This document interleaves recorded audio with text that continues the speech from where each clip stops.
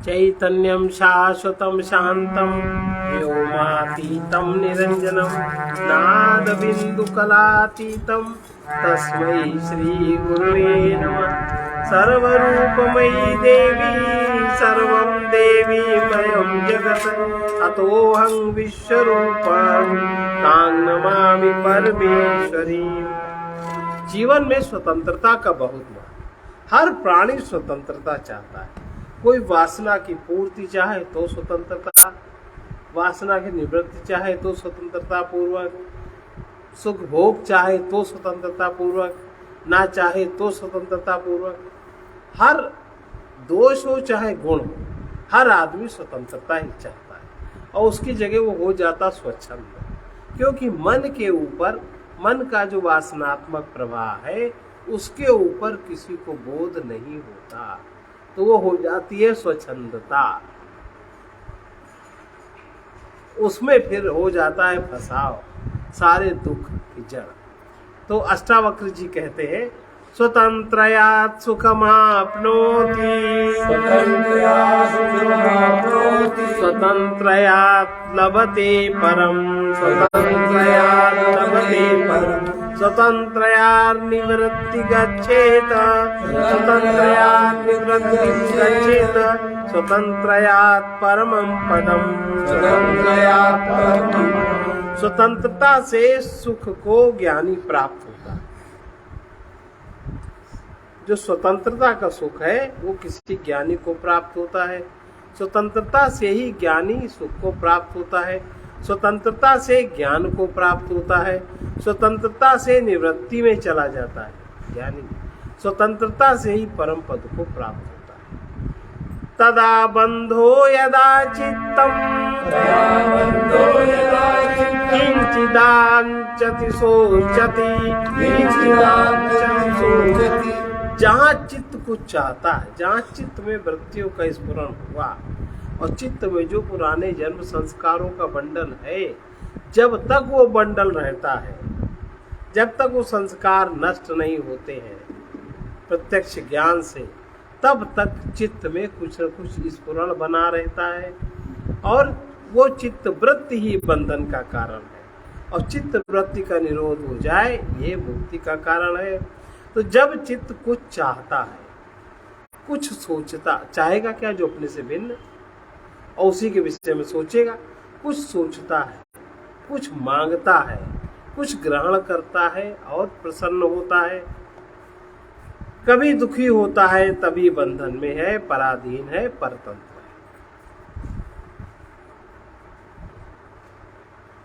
जब तक आत्म जागरण नहीं होता तब तक अपने आत्म स्वरूप का, जो सदा ही मुक्त है, उसका अनुभव नहीं होता।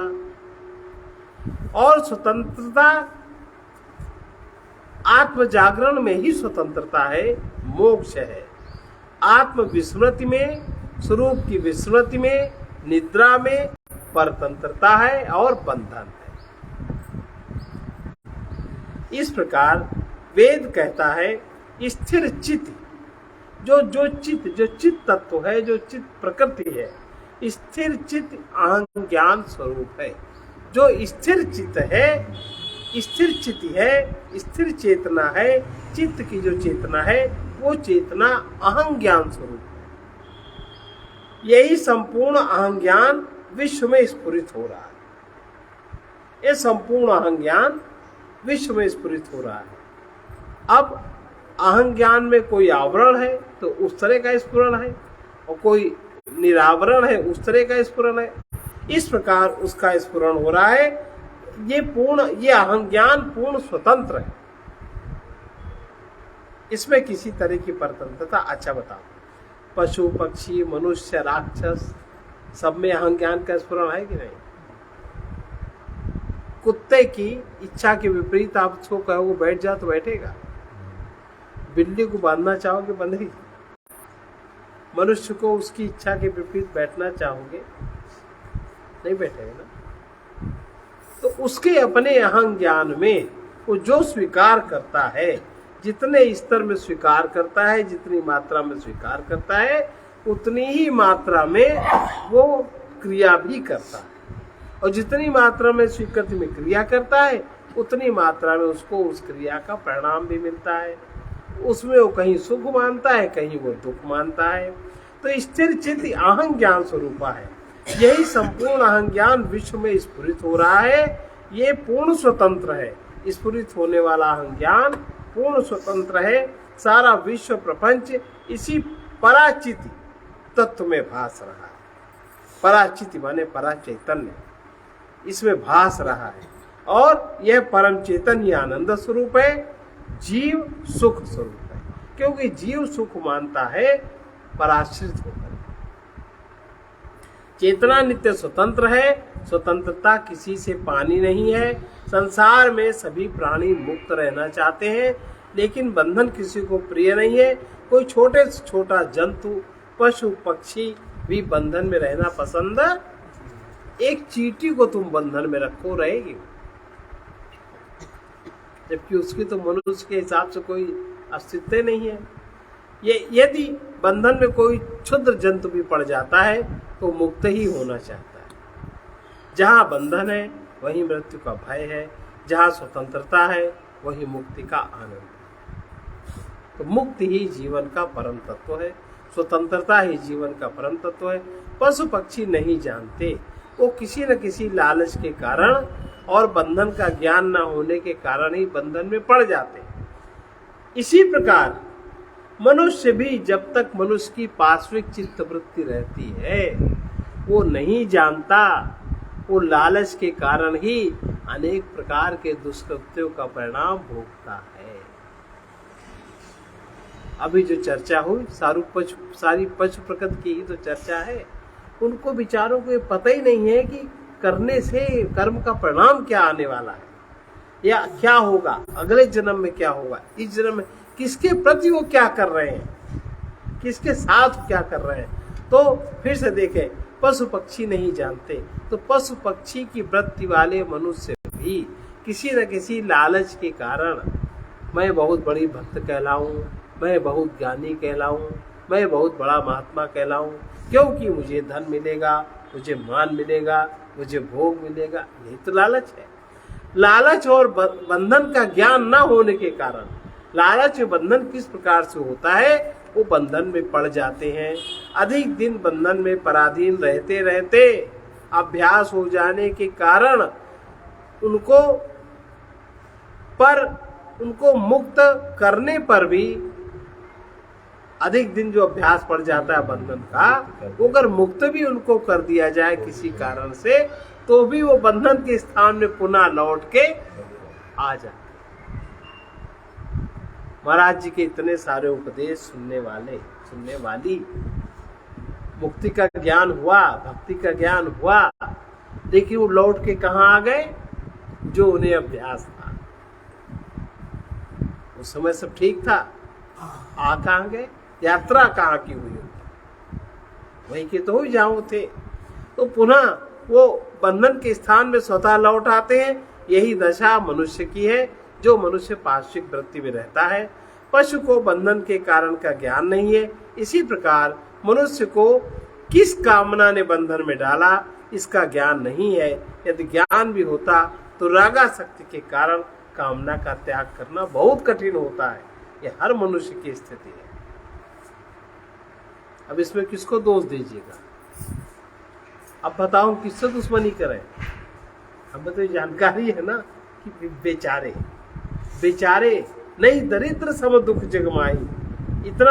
इतने बड़े जो आनंद का, सुख का, मुक्ति का समय है या समय था, उसको कहाँ गंवा दिया? हमने तो नहीं गंवाया, हम अपने में हैं और हम बेकार की उलझन में पड़ना भी नहीं चाहते। क्या को पढ़, कर्म कोई दूसरा करे, भोगे कोई और, हमने भोग, हम क्या भोगे। प्रायः जो विद्वान अपने को मानते हैं उनको भी ये ज्ञान नहीं है कि अपने स्वाभाविक स्वतंत्रता, स्वाधीनता न जानने के कारण ही, स्वयं को न जानने के कारण ही दूसरों से स्वतंत्रता, स्वाधीनता प्राप्त करने के प्रयत्न में परतंत्र पराधीन हो रहे। स्वतंत्रता का तत्व क्या है, स्वाधीनता का तत्व क्या है, ये कोई नहीं जानता। दूसरे हमको बंधन में बांधे हैं, इस कारण से वो उसी में प्रयत्न कर रहे हैं। जैसे और संतों महात्माओं के वाक्यों का गलत अर्थ लगाते हैं। जैसे रामचरितमानस की चौपाई कहीं कही गई, पराधीन सपने सुपनाए। हर नारी को ये कहते देख लो, नारी सोचती क्यों कि पराधीन है। और तुम क्या चाहती हो? पुरुष भी, जिस पुरुष को जो घर में परिवार में है, पिता का शासन है, भाई का शासन है, किसी का शासन है, बाप का शासन है, उस स्वच्छंदता से उसको धन आदि खर्च करने को नहीं मिलता। जब तक हम इनके अधीन है तभी तक है, जरा हमें होने दो बड़ा। वो स्वतंत्रता का मतलब क्या समझता है? वो दंडता समझता है, स्वच्छंदता समझता है, मन का भोग समझता है, जबकि स्वतंत्रता का मतलब ये कदापि नहीं होता। तो ये जिस राष्ट्र को अथवा जिस देश को अथवा जिस जाति को दूसरे राष्ट्र से अथवा दूसरे देश से दूसरी जाति से जहां कुछ भी जरा सा भय है, जहां कुछ पाने का लालच है, वो कोई भी स्वतंत्र स्वाधीन नहीं हो सकता, ना है। बहुत भ्रम की बातें हैं। जहां तक भय है वहां तक लालच है। यह विश्व विजयी होकर भी स्वतंत्र स्वाधीन नहीं है। अगर वो भयभीत है तो उसके अंदर लालच है, तो वो विश्व विजयी स्वतंत्र स्वाधीन होकर भी स्वाधीन नहीं है।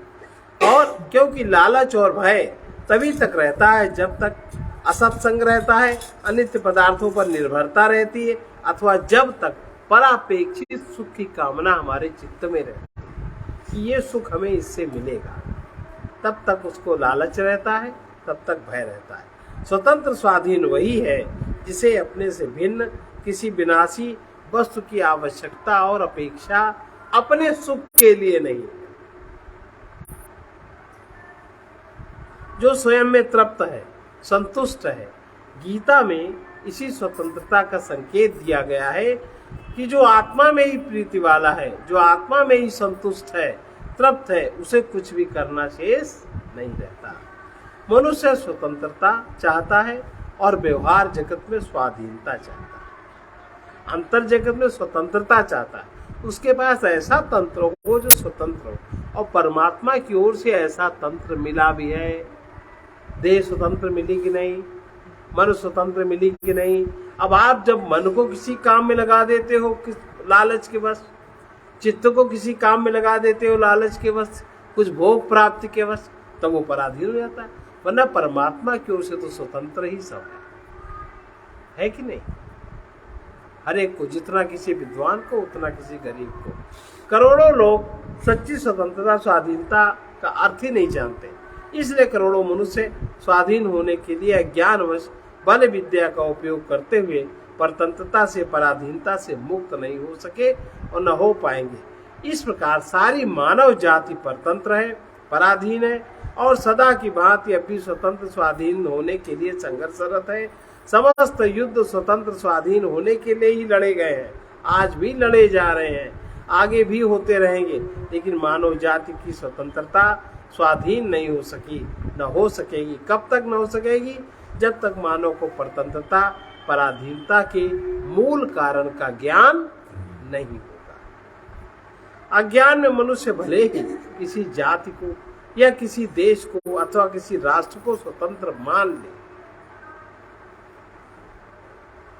लेकिन परंतु जब एक राष्ट्र दूसरे पर अधिकार जमाकर एक देश दूसरे देश पर शक्ति का प्रयोग करके शासन में रखे, अथवा किसी दूसरी जाति को वैभव ऐश्वर्य के बल पर दबाकर जो अपने को स्वतंत्र स्वाधीन मानकर गर्वित है, वो ईश्वर तंत्र के अधीन है।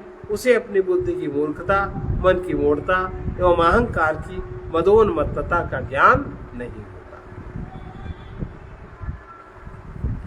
जब शरीर प्रकृति के विपरीत चलता है तब रोगी हो जाता है। जब जीवात्मा परमात्मा के विमुख रहता है तब परतंत्र पराधीन हो जाता है और सुख के अंत में दुख भोगता है। शरीर जब प्रकृति के साथ चले तो शक्ति युक्त रहता है, निरोग रहता है। जीवात्मा परमात्मा के साथ रहे तो आत्मस्थ और आनंद में रहता है, और जहाँ परमात्मा का साथ उससे विमुख हुआ वहीं वो दुख में जीवात्मा दुख में पड़ जाता है, क्योंकि परम सत्ता परमात्मा ही एक सत्य है और प्रकृति में जो हो रहा है वो परमात्मा का अपना महोत्सव। उस महोत्सव के साथ जो उस दृष्टि से जब तक देखना नहीं आता तब तक परमात्मा के प्रकृति में रहते हुए हर जीव दुखी है, पराधीन है। इस महोत्सव को आत्मस्थ और ज्ञानवान व्यक्ति ही समझ पाते हैं। माया में चित्त विलास को परमात्मा का चमत्कार समझने वाले ज्ञानवान महात्मा दुर्लभ है। ये चित्त विलास चल रहा है, ये पराचित्त का एक चमत्कार है, ये समझने वाला महात्मा ज्ञानवान दुर्लभ है। ऐसे दुर्लभ महात्मा होने के लिए मानव को संसार में किसी भी वस्तु की, संपत्ति की, शक्ति की अपेक्षा नहीं है। केवल परतंत्रता, पराधीनता के त्याग की आवश्यकता है, लेकिन इस त्याग में अहंकार बाधक है। अहंकार अवश्य महात्मा बन जाता है, सन्यासी बन जाता है, पंडित बन जाता है, लेकिन आकारों का उपासक, विनाशी नाम रूपों का मोही महात्मा नहीं हो पाता। महात्मा का वेश बनाना अहंकार का सबसे सरल कार्य है। लेकिन प्रेम को परमात्मा में अनुभव करते हुए जीवात्मा ही बोध स्वरूप महात्मा होता है। ऐसा महात्मा दुर्लभ। महात्मा परिभाषा देखो बता रहे, प्रेम को परमात्मा में अनुभव करते हुए जीवात्मा ही बोध स्वरूप महात्मा होता है। कोई कठिन बात नहीं, ऐसा महात्मा दुर्लभ है। अगर किसी साधु सामने कह दे तो दुनिया तर्क बताएगा, सही बात तो कोई सुनने नहीं चाहता। जो तन द्वारा अनुकूल सुख चाहता है वो तन तंत्र के अधीन उसको रहना पड़ता है। जो मन द्वारा अनुकूल सुख चाहता है मन तंत्र के अधीन उसको रहना पड़ता है। बुद्धि द्वारा जो सुख चाहता है बुद्धि के अधीन उसको रहना पड़ता है। और परमात्मा के द्वारा जो आनंद चाहता है उसको परमात्मा मय होना पड़ता है। अपने प्रेम को उसको परमात्मा मय बनाना पड़ता है। ये सबसे सरल साधन है। जो समाज में यह प्रतिष्ठा सहयोग का भोग चाहता है उसको समाज के तंत्राधीन रहना पड़ता है। जो जाति से सम्मान सुख चाहता है उसे जाति के तंत्राधीन रहना पड़ता है।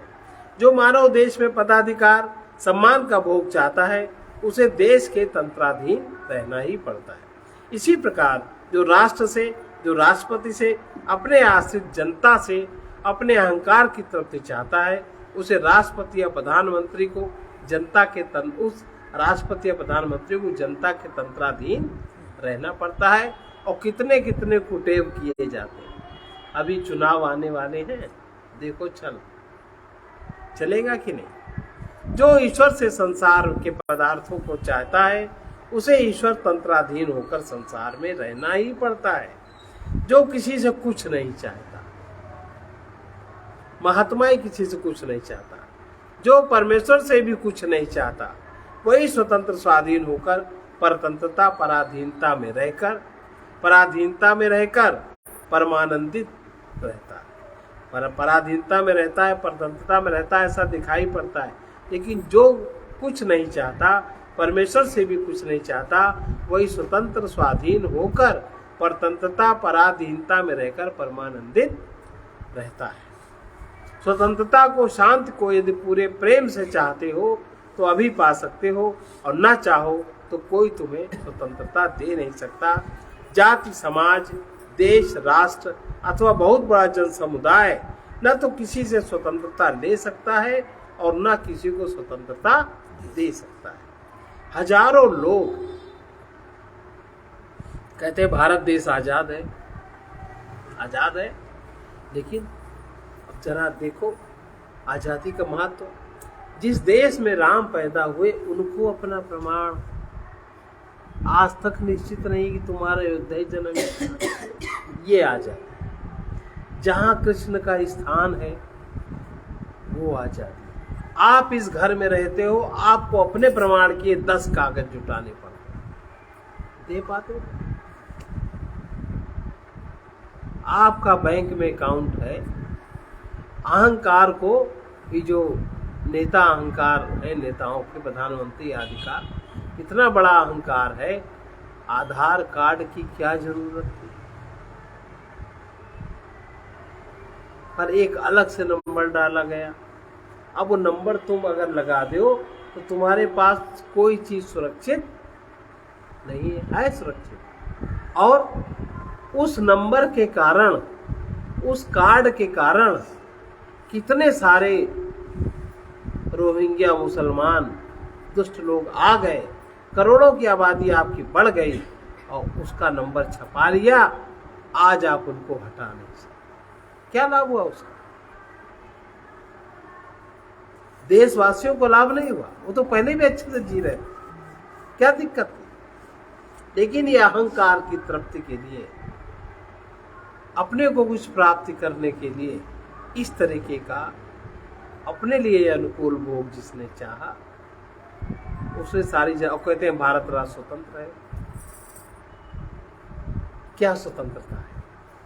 इससे अच्छा तो बहुत बूढ़े लोग कहते हैं अंग्रेजों का शासन था। इतनी महंगाई नहीं थी, इतनी शिक्षा में दुर्लभता नहीं थी, जितनी विषमताएं हैं अंग्रेजों के जमाने में इतनी विषमताएं नहीं थी। तो लोग कहते हैं कि स्वतंत्र है, किसी से राष्ट्र स्वतंत्र है, जाति समाज आजाद है, सुन सुनकर कहते हैं। अवश्य ही जंगल के पशु पक्षी अपनी सीमा के भीतर मनुष्यों की अपेक्षा भोजन में, भोग में, निद्रा में आजाद है, लेकिन मनुष्य आजाद नहीं। परंतु मनुष्य आजाद नहीं है, उसे तो यह भी ज्ञात नहीं कि कारागृह में कितनी पीढ़ियों से पलता चला आ रहा है सारी मानव जाति परतंत्राधीन।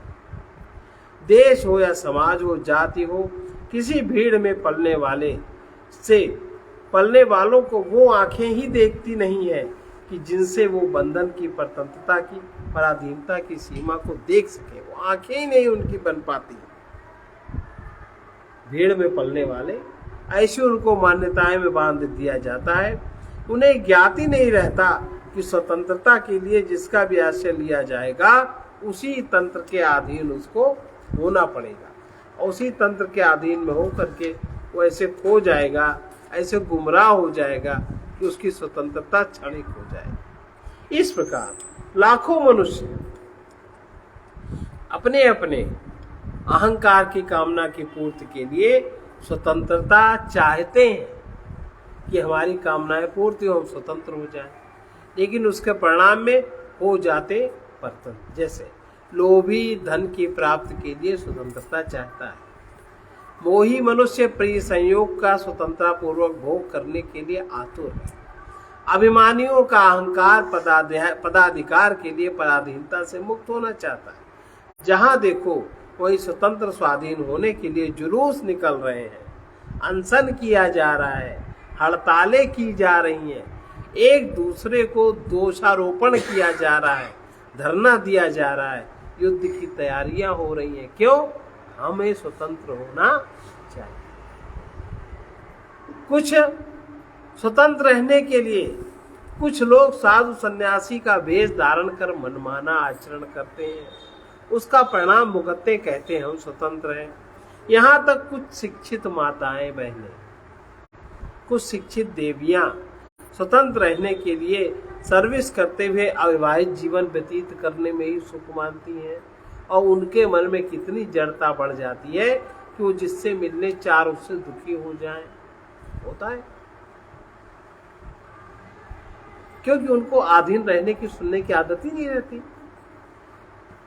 इस प्रकार अनेक युवक स्वतंत्र रहने के लिए, स्वतंत्रता के लिए स्वतंत्र पार्टी, स्वच्छंद मनमाना आचरण, पराई लड़कियों को लेकर घूमते, उनसे स्वतंत्र मनमाना उसका शोषण करते हैं, शराब पीने लगते हैं, और जब उसका दुख जब उन्हें सताता है, उसका जब परिणाम सामने आता है, तो अपने को अहंकार में गर्वित होकर मैं ऐसा करता हूं, मेरा कोई क्या कर देगा। ऐसे लोगों को बड़े बड़े दंड का भागी होना पड़ता है। लेकिन सदगुरु सम्मति यह है कि यदि तुम किसी निंदा स्तुति लाभ हानि द्वंद्वों से अपने को मुक्त रख सके। सदगुरु ऐसा कहते हैं। तो फिर सदुपदेश भी न सुनो,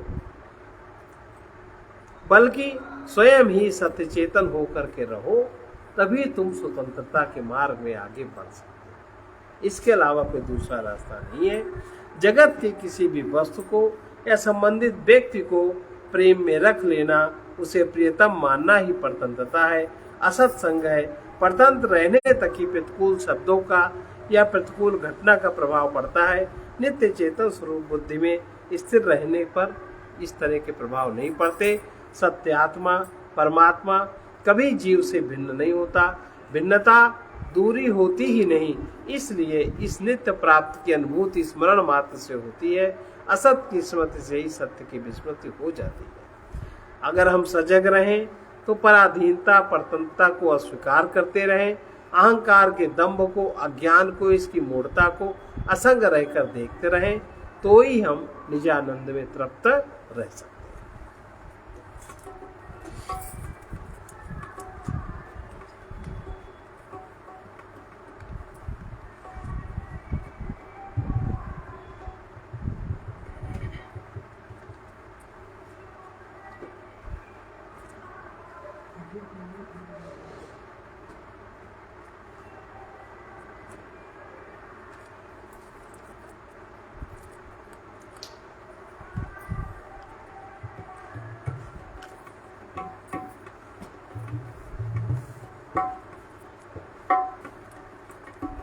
प्रभु किस विधि तुमको प्रभु किस विधि तुमको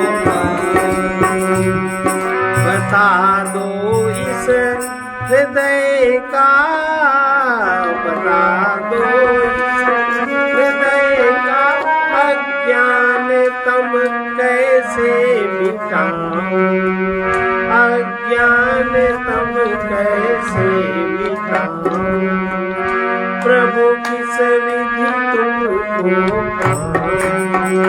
प्रभु किस विधि तुमको बड़ी मन में वासनाएं, बड़ी मन में वासनाएं कामनाओं को जगाए, कामनाओं को जगाए।